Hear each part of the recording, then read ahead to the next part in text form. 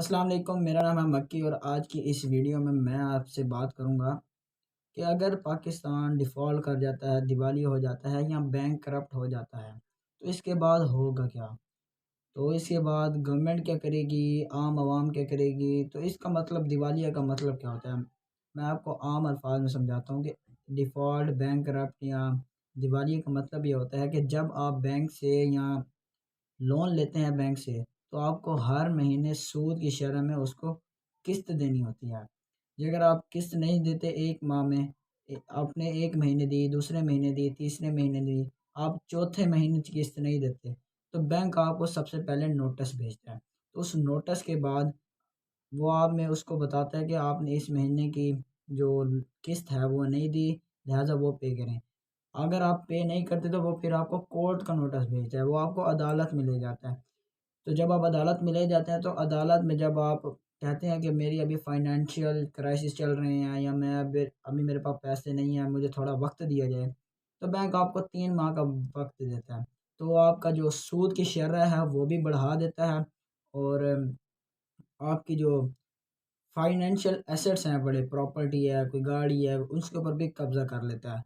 तो 3 माह का आपको टाइम भी देता है। मुसलसल जब आप 3 माह बाद भी पैसे नहीं देते, फिर मुसलसल आप 2-3 माह ऐसे करते रहते हैं, तो बैंक आपकी जो प्रॉपर्टी होती है, वो कार होती है या कोई एसेट होता है, तो उसको गोल्ड है जो उसने अपने कब्ज़े में लिया होता है, वो बेच देता है।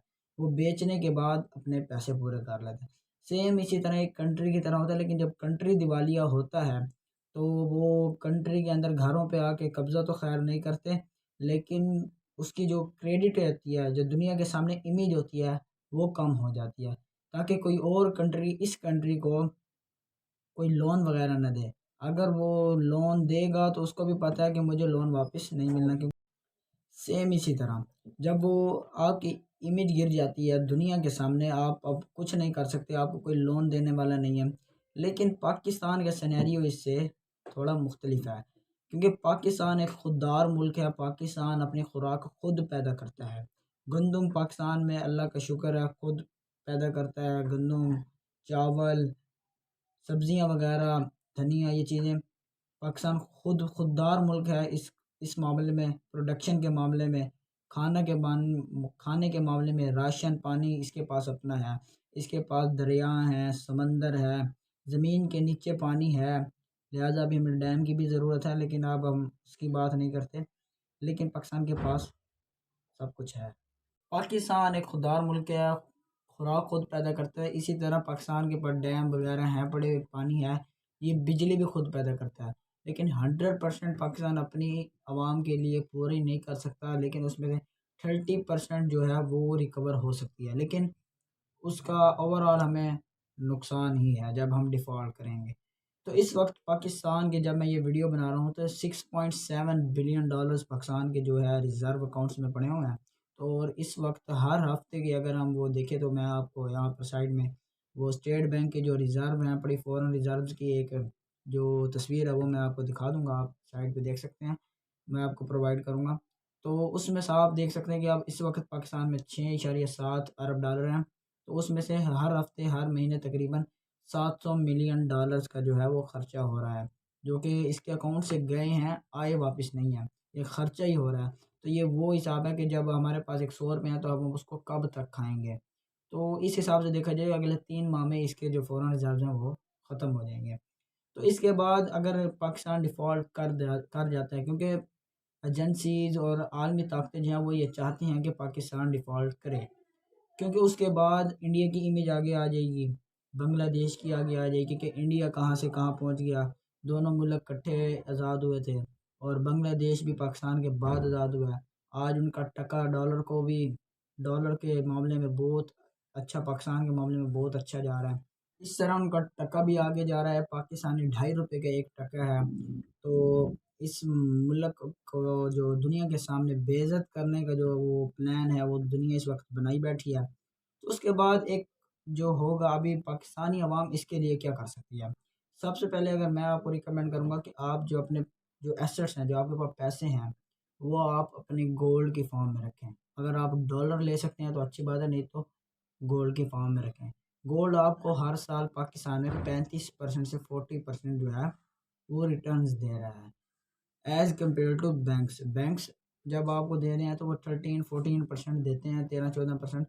तो उसमें से भी उसकी 40% तो आपके मुल्क में महंगाई बढ़ रही है, तो ओवरऑल आप खसारे में हैं। बैंक आपको दे रहा है 13% और महंगाई आपसे मांग रही है 40%। तो ओवरऑल आपकी जो डॉलर की जो आपकी पैसे की कीमत है वो नीचे आ रही है, ना कि बढ़ रही है। तो आप ये कर सकते हैं कि अपने जो एसेट्स हैं वो लिक्विडेट करें अपने, या उस फॉर्म में रखें जब भी आपको पैसे ज़रूरत हो आप उसको कन्वर्ट करवा सकें दुनिया की किसी भी करेंसी में। तो गोल्ड आपके लिए बेस्ट रहेगा। प्रॉपर्टी में भी आप इन्वेस्ट कर सकते हैं, लेकिन प्रॉपर्टी आपके लिए लिक्विडेट नहीं है, वो इमरजेंसी आपको पैसे नहीं देगी। उसको बेचने में, उसको खड़ा करने में थोड़ा आपको वक़्त लगेगा, तो लिहाज़ा आप अपने पैसे जो हैं गोल्ड में रखें। उसके बाद गवर्नमेंट क्या करेगी? गवर्नमेंट जो ये पॉलिटिशियंस हैं पाकिस्तान के, इन्होंने तो मुल्क ही छोड़ देना है। ये मुल्क छोड़ देंगे। इनके private jets, private airplane already ready हैं, खड़े हैं कि जैसे ही हम इस मुल्क के दिवालिया अनाउंसमेंट करेंगे, प्रेस कॉन्फ्रेंस करेंगे और उसके बाद हम इस मुल्क को छोड़ देंगे। तो उनके तो पायलट्स को, उनके जो एयरप्लेन है वो रेडी हैं, उनको इंस्ट्रक्शंस हो चुकी हैं कि जैसे ही वो ये पाकिस्तान दिवालिया मुल्क कहलाएगा, ये अनाउंस करेगा कि अब हम दिवालिया हो गए हैं, स्टेट बैंक ये कहेगा कि हमारा मुल्क अब से दिवालिया है, तो ये मुल्क छोड़ देंगे। दूसरी बात ये है कि डिफ़ॉल्ट होना कोई बड़ी बात नहीं है। आज तक दुनिया में 140 ऐसे ममालिक हैं जो बार-बार इवन के 12 बार एक मुल्क है जो कि दिवालिया हुआ है। श्रीलंका हमारे सामने अभी दिवालिया 1998 में, 1998 में रशिया दिवालिया हो गया था। रूस जर्मनी भी दिवालिया हो चुका है 10-12 बार। तो इस तरह ये दुनिया चलती रहती है। जब दिवालिया होने के बाद हमें 2 साल लगते हैं कि हम अपनी उस पुरानी पोज़ीशन में आ जाएँ कि जब हम दिवालिया होने वाले थे। उस पोज़ीशन में आने तक 2 साल लगते हैं और इसको मुकम्मल रिकवर करने में एक मुल्क को कम से कम 5 साल लगते हैं। 5 साल में आप फुली रिकवर कर जाते हैं जो आपने पीछे बैंकरप्ट किया है। तो आज हम देखें तो जर्मनी जो 12 बार दिवालिया हुआ है वो आज कहाँ है? उसकी जो इकॉनमी है दुनिया के टॉप 10 में आती है और पाकिस्तान की जो है वो टॉप 50 में 42वें नंबर पे आती है। दुनिया के 42वें नंबर की सबसे बड़ी इकॉनमी है, लेकिन जो अब जो है वो तेज़ी से बाउंस बैक करके नीचे जा रही है और ये हमें कुछ नहीं बना के देगी। तो अगर आप देखें, अभी एक खबर आ रही थी कि पाकिस्तान से एजुकेटेड जो यूथ है, पढ़ी लिखी अवाम है, स्टूडेंट्स हैं, 7,50,000 इस मुल्क 2022 को छोड़कर जा चुके हैं। कुछ लोग अरब अमीरात में गए हैं और कुछ लोग बाकी दुनिया ममालिक में जॉब्स करने के लिए हैं। ये जो हमारा हाल है ये हमारे पॉलिटिशियंस के किया है। पॉलिटिशियंस भी अवाम में से बनते हैं और अवाम जैसे थे उनको वैसा ही मिला। एंड में यही कहावत आती है कि जैसा करोगे वैसा भरोगे। अगर वीडियो आपको अच्छी लगी है तो वीडियो को लाइक कर दें, चैनल को सब्सक्राइब कर दें और वीडियो को शेयर लाजमी कीजिएगा।